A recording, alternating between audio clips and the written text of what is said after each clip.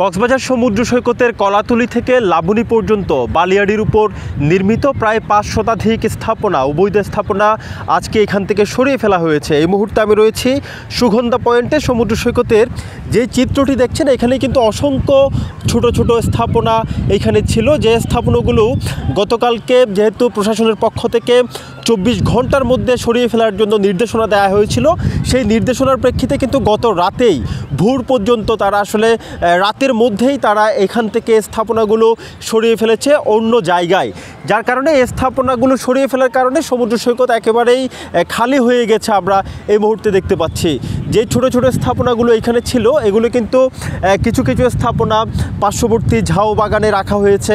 আমরা দেখতে পাচ্ছি এখানে যারা ক্ষুদ্র ব্যবসায়ী রয়েছেন তারাই মূলত এই স্থাপনাগুলোতে এখানে ঝিনুক, শামুক সহ নানান ধরনের পণ্য সামগ্রীর পসরা সাজিয়ে তারা এখানে সমুদ্র সৈকত কেন্দ্রিক তারা এখানে ব্যবসা বাণিজ্য করছেন।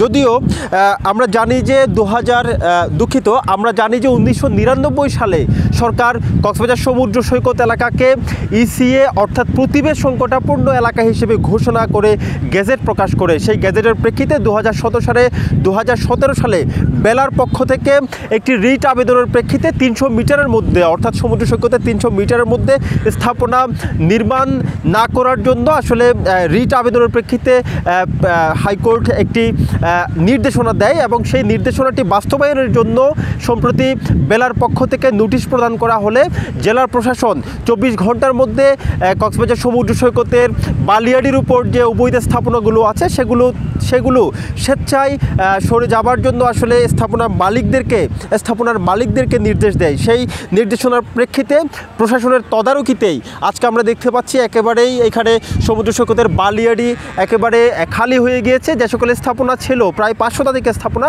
এই স্থাপনাগুলো এখান থেকে প্রশাসনের তদারকিতে সরিয়ে ফেলা হয়েছে। কক্সবাজার সমুদ্র সৈকতের সুগন্ধা পয়েন্ট থেকে এটুকুই ছিল এখানকার সবশেষ।